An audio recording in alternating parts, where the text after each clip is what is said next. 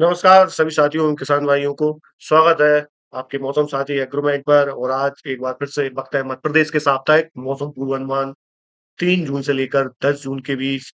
तो चलिए विश्लेषण करते हैं कि इस सप्ताह का मौसम कैसा रहने वाला है। लेकिन उससे पहले एक नज़र उस वीडियो पर जो पिछले सप्ताह मैंने मध्य प्रदेश के लिए बनाया था। ये आप स्क्रीन पर यहाँ पर देख रहे हैं, ये वाला वीडियो मैंने 27 मई से लेकर 2 जून तक के लिए बनाया था और मैंने ये उसमें ये चर्चा की थी, क्या मध्य प्रदेश आते-आते थम जाएगा मानसून? जी हाँ, वही हुआ।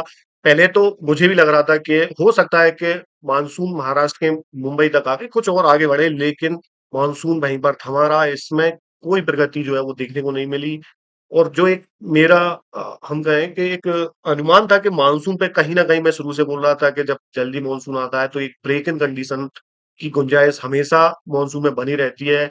और ये यहाँ पर आप देख सकते हैं कि मानसून लगभग जो 26 मई का यहाँ पर ये जो लाइन ड्रॉ की गई है 2 जून तक, और ये इधर भी देखें 29 मई से लेकर 2 जून तक, यानी थोड़ा-सा हम कहें पूर्वी जो इसकी भुजा है वो तो थोड़ी-सी प्रगति की। 26 मई के बाद थोड़ा-सा जो है हम सिक्किम के आस-पास यहाँ पर आप ये थोड़ा-सा ये गैप देख रहे हो, तो थोड़ी-सी प्रगति की। लेकिन जो इसका पश्चिमी भुजा थी वो बिल्कुल यहाँ मुंबई के आस-पास, और फिर हम देखें यहाँ से ये छत्तीसगढ़ और उड़ीसा के पूर्वी और पश्चिम बंगाल का जो तटीय समुद्र का इलाका है, वहाँ पर ये बना रहा। और इसमें किसी प्रकार की प्रगति हम कह लें पिछले 4 दिनों से नहीं हुई है, और आगे भी ऐसी संभावना है कि मानसून जो है थमा रहेगा। तो पूरी तरह से मैं एक बात जो कहते आ रहा था कि बार-बार जब मानसून पिछली 15 दिन पहले मुंबई में ये दस्तक दी थी, तो करीब 107 साल का रिकॉर्ड यहाँ पर मैं कहूँ तो ये टूटा था। और उसकी बात करें पिछले जो हिस्ट्री रही, तो मुंबई में इस बार हम देखें तो 107 साल पहले, 107 साल बाद ये ऐसा हुआ कि लगभग जो मानसून है 15 दिन पहले मुंबई पहुंचा। लेकिन उसके साथ साथ क्या था कि मैं देख रहा था कि कई बार जो अच्छी मीडिया हाउसेस हैं, कई चैनल हैं, उनके सोशल मीडिया पेज हैं, जितना मानसून आया नहीं उसको उतना उड़ा उड़ा के दिखा रहे हैं। ये इतना पहले पहुंचा, इतने साल का रिकॉर्ड टूटा, मध्य प्रदेश भी समय से पहले देगा बारिश 10 तक, ये वो। और जो व्यूज के लिए एक जो हवा बनाई जाती है वो बहुत ज्यादा थी। मैं शुरू से कह रहा था कि जब मानसून ज़्यादा आता एकदम समय से बहुत पहले आता है, तो कहीं न कहीं वो आगे थमता है। ठीक उसी प्रकार कोई ट्रेन अपने गंतव्य स्टेशन पर समय से पहले पहुँच जाती है, तो उस स्टेशन के समय के बाद ही वो छूटती है। तो मानसून में भी वो फिलहाल ब्रेक, ठहराव जो थमा है, वो मुंबई में, महाराष्ट्र, छत्तीसगढ़ और हम कहें उड़ीसा और पश्चिम बंगाल के आस-पास जो है, वो बना रहेगा। फिलहाल जो है उसमें आने वाले लगभग मैं बता दूँ पूरा सप्ताह 1 वीक हम उसको कह लें, और इसके बाद भी कम से कम 13 जून तक मुझे नहीं लग रहा कि इसमें कोई जो है वो प्रगति देखने को मिल सकती है। बहुत ही कम आशा है इसकी।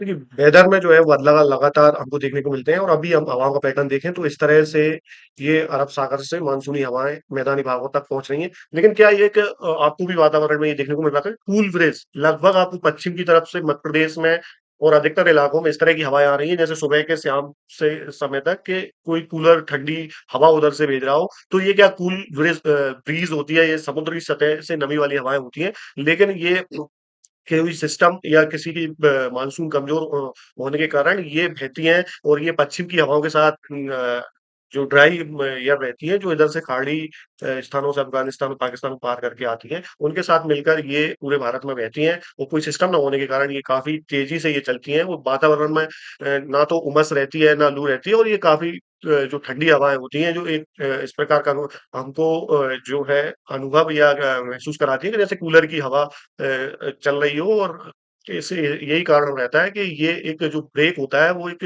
हम कहें कूलिंग ब्रेक टाइप होता है, जिसमें ठंडी हवाएँ लगातार जो है वो चलती रहती हैं। अब लौटते हैं मध्य प्रदेश पर।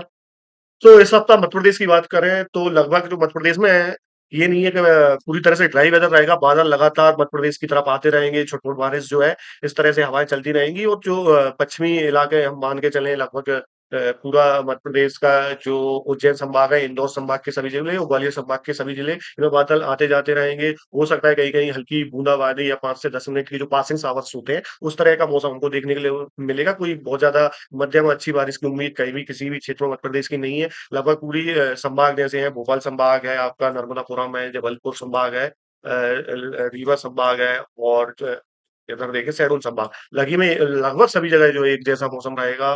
5-10 मिनट की किसी जगह बारिश हो सकती है, लेकिन मौसम में जो है वो ठंडक हमें देखने को मिलेगी, किसी प्रकार की लू, उमस।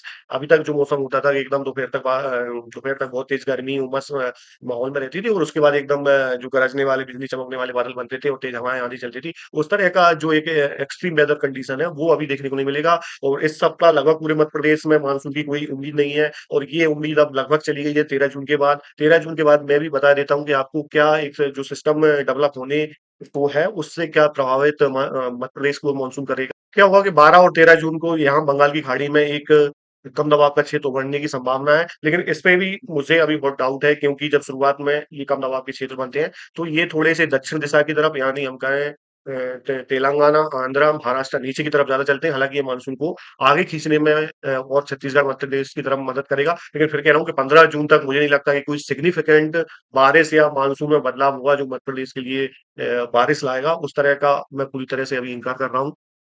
यहाँ पर आप देखें तो ये 1 जून को ये इसके जो ताज़ा आंकड़े हैं इंडियन ओशन डायपोल, यहाँ पर जब ये था ये मई में ये ऊपर की तरफ गया था प्लस 0.4 से, तब अचानक इसे मानसून को भी सपोर्ट मिला और समय से पहले आमद दर्ज की केरल से लेकर महाराष्ट्र तक। लेकिन अब 1 जून की ताज़ा वैल्यू देखिए तो ये 0 डिग्री सेल्सियस पर आ चुकी है। ठीक है, यानी ये पूरी तरह से जो है इंडियन ओशन डायपोल जो पहले पॉजिटिव फेज में भले थोड़े समय के लिए गया, लेकिन ये मानसून को एक इसने पंच दिया, जिसकी वजह से मानसून जो है वो जल्दी जो है भारत के भागों में पहुँचा और सक्रिय रहा। उसके साथ-साथ मानसून को एक और जो शुरुआती कारक होता है सपोर्ट करता है, एमजेओ मेरिडियन जूलियन ऑसिलेशन ये एक पल्स होती है जो वेस्ट से ईस्ट की तरफ चलती है और ये क्या है, ये अभी आप देखें ये जो रेड लाइन है ये 5 और 6 7 फेज में चली गई, ये प्रशांत महासागर में है, तो इसका सपोर्ट भी आने वाले वक्त में जब ये फेज 2 और फेज 3 ये जो होता है हमारा हिंद महासागर का क्षेत्र होता है, जिससे जब ये यहाँ से गुजरती है कहीं से भी अच्छे एम्पलीट्यूड के साथ, तो ये मानसून को सपोर्ट करती है और मानसून बहुत ज्यादा विग्रस हो जाता है और उस समय अच्छी बारिश भारत के कई भागों में देता है।